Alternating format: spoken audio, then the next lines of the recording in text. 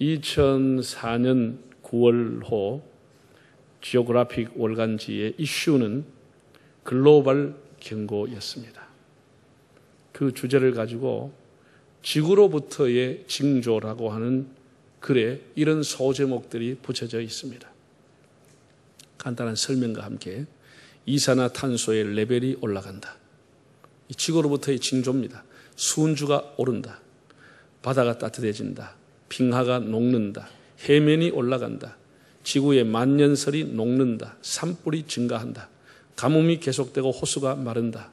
겨울이 춥지 않고 봄은 일찍 찾아온다. 전염병이 돈다. 지구가 더워진다. 사막화가 빨리 진행된다. 이런 것이 Earth, 지구가 주는 사인이라는 겁니다. 우리 생태계가 얼마나 앞으로 변화되며 사람이 살기 어려운 땅으로 바뀌어지고 있는가를 이슈로 다루어진 내용입니다. 한정된 공간, 제한된 자원에 우리가 살아가는 것입니다. 무한대로 자원이 있는 것도 아니고 지구가 점점 커지는 것도 아닙니다. 우리나라나 몇몇 나라가 저출산 문제로 고통을 겪고 있지만은 세계적으로 보면 인구는 그야말로 폭발적으로 증가하고 있습니다. 19세기의 세계 인구가 10억 정도였습니다. 제가 30대 초반에 교회 설교할 때를 생각해 보니 60억 인구라고 하는 그런 설교와 기도가 있었는데, 여러분 지금은 인구가 얼마인 줄 아세요? 세계 인구가?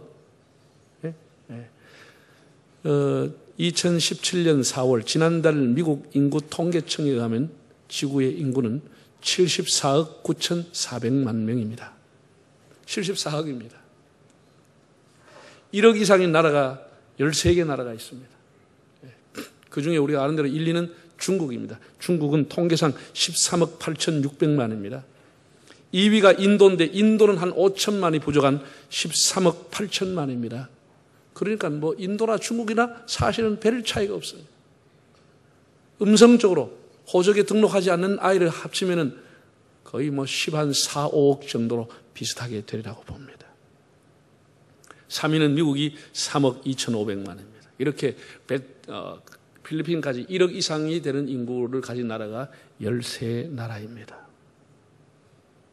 금년 들어서 3개월 동안에 1, 2, 3월 3개월 동안에 3,500만 명이 출생하고 1,400만 명이 사망했습니다. 즉 3개월 동안 2,100만 명의 인구가 증가됐습니다. 한 달에 약 700만 명의 인구가 증가하고 있습니다. 우리나라는 5,070만 명인데 세계 인구의 27위입니다. 자, 이런 추세로 계속하면은 3년 후에 2020년이 되면 지구촌의 인구는 77억이 됩니다. 그리고 2050년이 되면은 97억이 됩니다.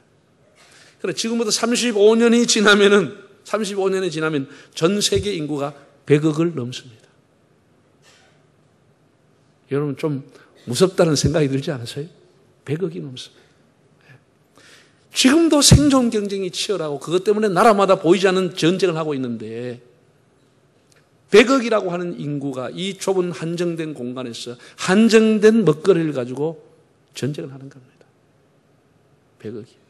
먹는 것도 제한이 되어 있고 이건 앞으로 참 어떤 세상이 올까 참 두렵습니다. 빙산이 점점 녹아진다고 하죠. 킬리만자로의 만년설이 1912년에 비해가 지금 80%가 녹았다고 합니다. 가뭄으로 사막은 점점 늘어나고 호수는 마르고 지표면의 기온은 올라가고 자원은 점점 고갈돼 가고 있습니다. 그러면 땅만 그렇습니까? 땅 속에도 계속 부글부글 마그마가 끓고 있습니다. 큰 나라든지 작은 나라든지 부자든지 가난한 나라든지 가르지 않고 땅 속에서 폭발하고 있어요. 그 땅에만 그러는 것입니다. 그 영향으로 바다까지 들어가서 바다가 대형 쓰나미가 일어나는 겁니다. 우리가 지난번에 동일본 제국에서 하는 거 봤지 않습니까? 예. 사람이 달리고 자동차가 달리는 속도보다 해일이 더 빨리 와서 자동차를 다 삼켜버렸습니다. 10m, 20m 와서 삼켜버린 것입니다. 예. 땅이 가만히 있지 않고 바다가 가만히 있지 않습니다. 그러면 하늘은 가만히 있습니까? 오늘 성경에 보니 1월 성신도 하늘의 권능이 흔들리고 있다라고 했습니다. 저는 그런 말 그랬습니까? 오늘 성경에 보면 전염병이 돈다 그랬습니다. 여러분 우리 어릴 때 AI 들어봤습니까? 구제역, 무슨 에볼라, 사스 들어본 적 있습니까? 그게 그때 있었는지 몰라도 발견이 못 되는지는 몰라도 생전은 처음 들어보는 그런 바이러스 이름들 때문에 사람들이 수많은 사람이 죽고 공포에 떨고 있습니다. 네. 미국의 ABC 방송에 랩스터라고 하는 의학 박사가 나와 경고를 했습니다. 지금은 조류 사이에서만 AI가 발생하지만 멀지 않아 인간들끼리 감염되는 악성 바이러스가 나오리라고 예고했습니다. 저는 그렇게 될 날이 온다고 봅니다. 안 되면 좋지만 사람들끼리 감염이 되는 겁니다. 조류끼리가 아니고. 그러면 같은 가족끼리 다 전염이 되는 겁니다. 이렇게 공동체에 모여서 예배를 못 드리는 겁니다. 사람끼리 감염이 되니까 생존 확률이 50대 50이라고 그랬습니다. 사람이 감염될 때는 50대 50이 절반은 죽는다는 겁니다. 무서운 전염병이죠. 여러분 그러면 이런 일들이 그냥 우연히 일어납니까? 이게 무슨 예수님이 말씀하셨는데 예수님이 엄포를 주기 위해서 공포감을 우리에게 심어주기 위해서 우리를 무슨 협박하기 위해서 예수님이 이렇게 말씀을 했겠습니까? 2000년 전에 주님이 하신 말씀입니다. 자, 21장 10절과 11절 한번 읽어보겠습니다. 또 이르시되 민족이 민족을 나라가 나라를 대적하여 일어나겠고 곳곳에 큰 지진과 기근과 전염병이 있겠고 또 무서운 일과 하늘로부터 큰 징조들이 있으리라. 또 25절 이럴 성실에는 징조가 있겠고 땅에서는 민족들이 바다와 파도의 성난 소리로 인하여 혼란한 중에 곤고하리라. 사람들이 세상에 임할 일을 생각하고 무서워함으로 기절하리니 이는 하늘의 권능들이 흔들리겠습니다. 또 28절 볼까요? 이런 일이 시작되기를 시작하거든 일어나 뭐 하라고요? 머리를 들라 너희 속량이 가까웠느니라. 우리 주님께서 이런 일이 일어나면은 일어나 머리를 들라 너희 구속의 날이 가까웠다라고 말씀을 했습니다. 하나님은 일을 하시기 전에 늘 징조를 먼저 보여주십니다. 징조, 사인이 오는 겁니다. 헬라어로 징조라고 하는 단어는 세메이온이라고 하는 단어인데 표징, 표적, 군호를 짜할 때 그 군호, 징조, 전조를 의미하는 겁니다. 무슨 재난이든지 그 일이 일어날 기미가 먼저 보이는 것이죠. 여러분 정권이나 나라가 그냥 무너집니까? 원칙과 상식과 양식을 벗어나는 일을 계속할 때는 정권도 무너지고 나라도 패망하는 것입니다. 다 전조가 일어나는 겁니다. 여러분 아이가 출산하기 전에 임산부에게는 출산의 전조가 먼저 오는 것입니다. 요즘 사회 문제가 되고 있는 이 뇌졸중, 소리 없이 찾아오는 이 죽음, 비참하게 하는 뇌졸중이라고 하는 것도 의사들 얘기를 들으면 그냥 오는 것이 아니고 반드시 뇌졸중의 전조가 온다는 겁니다. 갑자기 이분의 말하는 것이 어두워진다든지 기억력이 감퇴된다든지 두통이 심하게 온다든지 사람이 행설수를 한다든지 이런 것은 막 어지럼증이 와서 구토를 한다든지 이거 다 뇌졸중의 전조라는 겁니다. 이러면 빨리 병원에 가서 정확하게 뇌를 정밀 검사를 해보든지 해야 되는데 에이 그러다 말겠지 하면 뻥 해버리면 막히든지 터지든지 둘 중에 하나가 오는 겁니다. 막히든지 터지든지 전조가 오는 것이죠. 여러분 인류의 대제장 대심판이었던 노아 때도 대홍수가 오기 전에 예고가 있고 전조가 있었습니다. 300년 이상 노아가 방주를 지는 그 자체가 심판의 전조, 홍수를 임한다고 하는 메시지였습니다. 그러나 사람들이 그걸 다 무시했죠. 이럴 성신의 변화와 지진과 전염병과 전쟁, 기아, 내전이 일어나면 일어나 머리를 들라. 구속의 날이 다가왔다. 주님이 이렇게 말씀했습니다. 여러분 하나님은 우리가 이스라엘 역사를 보면 알지만 한 번도 예고 없이 이스라엘을 전쟁을 일으키게 하지 않았습니다. 심판하지 않았습니다. 일러주고 가르쳐주고 사람을 보내고 예고하고 선지자가 찾아오고 그럼에도 사람이 완악해서 교만해서 듣기를 거절하고 다 무시하고 거부했습니다. 그래서 심판이 온 것이지 하나님이 아무 예고 없이 심판한 것은 아닙니다. 다 하나님께서 이 세상에 종말이 오기 전에 이렇게 하늘과 땅과 바다 속을 통해서 하나님이 징조를 주시겠다, 사인을 주시겠다고 말씀을 했습니다. 지금 그런 사인이 곳곳에서 일어나고 있습니다. 헨리 나우엔이라고 하는 분이 쓴 희망의 씨앗이라고 하는 책이 있는데 거기에는 메모리아 데이라고 하는 하나님을 기억하라고 하는 말이 있습니다. 어떤 사건, 어떤 징조에서든지 하나님을 기억하라고 하는 뜻입니다. 하나님의 뜻이 있고 거기에는 하나님의 계시가 있다고 하는 뜻입니다. 태풍, 그냥 센 바람, 위력 있는 강풍이 아니라 그 속에 있는 하나님의 뜻을 읽으라는 것입니다. 즉 우리 존재의 중심을 내 중심에서 하나님의 중심으로 존재의 중심을 이동하라고 하는 뜻입니다. 내 뜻과 내 생각과 내 해석이 아니라 하나님의 뜻을 생각하고 하나님 앞에 무릎을 꿇으면서 하나님 중심으로 내 존재를 바꾸라는 것입니다. 우리가 태풍이 나면 피해가 얼마나 났다 그 피해만 보지 말고 바람과 태풍 뒤에 계시는 하나님의 손을 볼 수 있어야 하는 겁니다. 예수님께서는 이러한 환난과 징조가 있으면 하나님께 초점을 맞추고 머리를 들고 하나님을 앙망하라 이렇게 말씀을 했습니다. 우리는 환난이 나면 탄식하거나 울거나 슬퍼하거나 도망가거나 후회하거나 될 대로 그냥 되는 대로 살아버리자 그렇게 포기하며 살지 말고 그때라도 일어나서 하나님을 바라보라. 하나님을 보라. 하나님의 긍휼을 바라보라. 이렇게 주님은 말씀을 했습니다. 그러면 일어나 머리를 들라라고 하는 의미가 구체적으로 뭘까? 우리 주님께서 스스로 세 가지 말씀을 했습니다. 일어나 머리를 들라고 하는 뜻이 뭐냐? 자, 34절에서 36절을 읽어보겠습니다. 너희는 스스로 조심하라. 그렇지 않으면 방탕함과 술취함과 생활의 염려로 마음이 둔하여지고 뜻밖의 그날이 덕과 같이 너에게 임하리라. 이 날은 온 지구상에 거하는 모든 사람에게 임하리라. 그러므로 너희는 장차 올 이 모든 일을 능히 피하고 인자 앞에 서도록 항상 기도하며 깨어 있으라 하시니라. 우리 주님께서 일어나 머리를 들라고 하는 것을 친히 해석을 하기를 세 가지 정도로 말씀을 했습니다. 한번 따라할까요? 스스로 조심하라. 인자 앞에 서도록 항상 기도하라. 늘 깨어 있으라. 이런 전조가 보일 때, 이런 사인과 징조가 올 때는 이 세 가지를 우리가 생각해야 되는 겁니다. 첫째는 스스로 조심하라. 그렇지 않으면 방탕과 술취함과 생활의 염려로 마음이 둔하여지고 뜻밖의 덕과 같이 그날이 임하리라고 했습니다. 누가 주의를 시켜서가 아니라 자기 스스로 조심하라는 겁니다. 스스로. 환난과 말세의 징조가 있으면 사람의 마음을 스스로가 컨트롤하고 자기 마음을 지키라는 것입니다.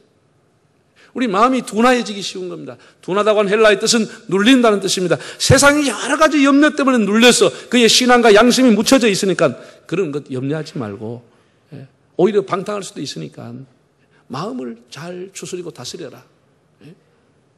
여러분, 우리 사람의 마음이라고 하는 것은 정원과 같은 겁니다. 정원이라고 하는 것은 정원사가 가꾸지 않으면 어느 날 잡초가 일어납니다. 정원으로서 역할이 끝나버립니다. 우리 마음이라고 하는 우리 스스로 조심해서 가꾸지 않고 관리하지 않으면 어느 날 우리 마음에 세상의 모든 정욕과 탐욕이 들어와서 잡초가 되어버립니다. 우리 마음이. 그리고 이 잡초라고 하는 것은 반드시 진드기와 벌레와 해충이 나와가지고 그 양심을, 그 영양분을 다 빨아먹게 돼 있어. 그래서 완전히 부패한 양심, 부패한 마음이 되어버리고 마는 것이죠. 우리가 마음을 스스로 가꾸고 관리하는 것입니다. 이런 일이 일어나면 마음이 무너져 버리면 종말이 덕과 같이 오는 것이죠. 우리가 자식을 키우면서 부모님이 자녀에게 하는 여러 가지 말 중에 아주 많이 쓰는 말 중에 하나가 조심해라. 그런 말 하잖아요. 애들한테 어릴 때 자랄 때부터 야야 뭐 있다 조심해라. 길 조심해라. 차 조심해라. 크면은 말 조심해라. 뭐 운전해 가면은 집에 와서 인사하고 갈 때마다 운전 조심해라. 다 조심해라고 합니다. 사랑하는 자녀에게 조심해라 가르치는 겁니다. 제가 성경에서 디모데 전후서를 정말 귀하게 생각하고 1년에 수십 번을 디모데 전후서를 시간이 날 때마다 읽습니다. 디모데전서의 주제가 있고 디모데후서의 주제가 있습니다. 그런데 어느 날 이 주제가 다 사라지고 한 가지 주제만 내 눈에 성경이 보이는 거예요. 디모데전서의 주제가 뭐냐 하면은 한마디로 하면 정말 믿음의 아들인 디모데를 얼마나 바울이 사랑했던지 조심해라. 조심해라. 그 얘기입니다. 너 목회하면서 이런 거 조심해라. 네 연소함을 사람들에게 업신여김을 당하지 않도록 말과 행동에 조심해라. 젊은 가부와 젊은 여자들을 가까이 하지 말고 조심해라. 이단을 경계하고 조심해라. 교회 함부로 사람 일꾼을 세우지 말고 뭘 좀 잘한다고 일꾼 세우지 말고 진득이 지켜보고 이러이러한 조건이 되고 자격이 되는 사람 일꾼을 조심스럽게 세워라. 함부로 일꾼 세우지 말아라. 그게 감독의 자격, 집사의 자격이 다 나와 있는 거예요. 일꾼을 조심스럽게 세워라. 세상 사람들처럼 너무 탐욕과 정욕에 돈에 미치지 말고 돈을 조심해라. 조심해라. 하나님을 멀리할까 조심하고 가르치는 것을 게으리할까 봐 조심하고 목사회에서 안수받은 그 직분을 조심스럽게 잘 지켜나가라. 우리가 디모데 전후서를 읽어보면 바울이 얼마나 디모데를 사랑하는지를 알 수가 있습니다. 네 건강도 조심해서 네 자주 나는 그 배탈, 그 위장병 조심스럽게 관리해라. 정말 바울이 디모데를 얼마나 사랑했는지를 느끼게 됩니다. 이걸 읽을 때마다 바울이 저를 사랑해서 주시는 말씀이구나 느끼며 읽게 됩니다. 히브리 3장 12절을 보면 형제들아 혹 악한 마음을 품고 살아계신 하나님에게로부터 떨어질까 조심하라. 하나님으로부터 떨어질까 조심하라 그랬습니다. 바울은 고린도전서 10장에서 그런즉 선줄로 생각하는 자는 넘어질까 조심하라. 다 됐다고 생각하지 말고 넘어질까 조심하라고 그랬어요. 사랑하는 여러분, 마지막 때에 우리의 마음이 둔하여지지 않도록 마음을 관리하고 지키고 마음의 잡초가 생기지 아니하도록 삶과 하나님에게서 멀어지지 않도록 스스로를 조심하기를 바랍니다. 조심하라. 이런 정조가 일어나면 조심해라. 자기 마음을 잘 관리하라는 겁니다. 두 번째 그는 주님은 인자 앞에 서도록 항상 기도하라고 했습니다. 자, 여러분 잘 들으세요. 어느 날 대서양을 운행하던 한 여객선에 그 고장이 나가지고 물이 들어오기 시작을 했습니다. 그래서 선장이 기내 방송으로 모든 승객들 다 갑판 위로 올라오라고 했습니다. 그래서 다 허둥지둥 올라왔습니다. 선장이 이렇게 얘기했습니다. 여러분 제 말을 잘 들으세요. 평소에 하나님을 믿는 사람은 이쪽에 다 오십시오. 평소에 무신론자, 무종교자, 나는 하나님이 없어, 종교 없다고 생각하는 사람 다 이쪽으로 오세요. 그게 딱 나눠오니까 반반 비슷하더라는 거예요. 그러면은 하나님을 믿는다는 여러분은 지금부터 기도만 하십시오. 하나님을 믿지 않은 여러분들은 저와 함께 저 바게스에다가 물을 퍼냅시다. 그래서 한쪽은 엎드려가 기도하고 한쪽은 물을 퍼내기 시작했습니다. 내가 그 글을 읽으면서 그 선장이 참 지혜로운 분이구나 라고 하는 생각을 했는데 조금 더 내가 그 내용을 생각해 보니까 그러면 안 되겠다는 생각을 했습니다. 제가 만약에 선장이라면 그렇게는 하지 않을 겁니다. 우리 예수 믿는 사람은 기도하면서 물 퍼내야 됩니다. 기도만 해서 되는 건 아닙니다. 그렇죠? 기도는 안 하고 물만 퍼낸다고 그 대서양 한가운데서 해결하는 게 아닙니다. 우리 예수 믿는 사람은 뭐 하면서? 기도하면서 물 퍼내야 됩니다. 그런 생각이 들죠? 문제는 지금 모든 우리 그리스도인들이 세상을 살아가면서 예수 잘 믿는다고 하는 사람들조차도 기도 안 하고 물만 퍼내는 일 하고 있는 거예요. 다 눈에 보이는 방책, 눈에 보이는 어떤 돈 잘 버는 거, 눈에 보이는 해결책을 찾아가 움직이지 물 퍼내는 일만 하지 기도하고 기도를 병리하는 사람 별로 없습니다. 이게 이제 문제라는 거예요. 문제라는 거예요. 여러분의 삶이 기도하면서 물을 퍼내고 있습니까? 물만 퍼내고 있습니까? 네. 우리가 예수님을 본받는 제자가 되려고 하면 주님이 하신 것, 또 초대교회가 가는 길, 이런 걸 묵상해 봐야 되는데, 초대교회는 보십시오. 사람이 헌금을 내고 재물을 바칠 때는 땅을 살 수 있습니다. 그러나 그들이 일심으로 모여 기도할 때는 땅이 진동하는 역사가 일어났습니다. 땅이 진동했다고 그랬어요. 11조와 헌금을 바치면 교회당과 건물을 세우지만은 눈물의 기도는 교회의 생기를 불어넣고 영혼을 구원하는 것입니다. 그러니까 헌금만 해서도 안 되고 기도만 해서도 안 되고 헌금과 기도를 병리하고 기도하고 물 푸는 것을 병리하고 다 이게 귀중한 건데 우리는 버리고 하나만 하려고 하기 때문에 하나도 해결이 안 되는 겁니다. 여러분 보세요. 여러분들이 만약에 기도하기를 결심하려고 하면 이렇게 하십시오. 여러분들이 새벽잠이 많은 사람은 특별 새벽 기도를 스스로 정해서 하세요. 그 새벽을 이겨야 되는 거예요. 자기가 할 수 있는다 하면 안 된다. 새벽잠이 하나도 없는 사람이 새벽 기도 나온다. 그건 별로 도전이 안 됩니다. 밤잠이 아주 많다. 일찍 초저녁잠이 많다. 그 사람은 밤 10시부터 새벽 2시까지 철야 기도를 작정하면 그 사람은 이길 수 있습니다.